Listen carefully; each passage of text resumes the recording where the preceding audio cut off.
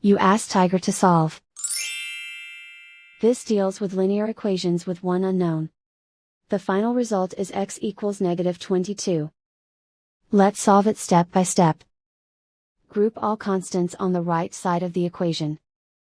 Subtract 56 from both sides.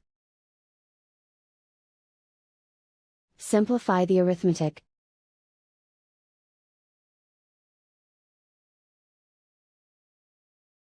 Isolate the x. Divide both sides by 2. Simplify the fraction. Find the greatest common factor of the numerator and denominator. Factor out and cancel the greatest common factor. And so the final result is x equals -22.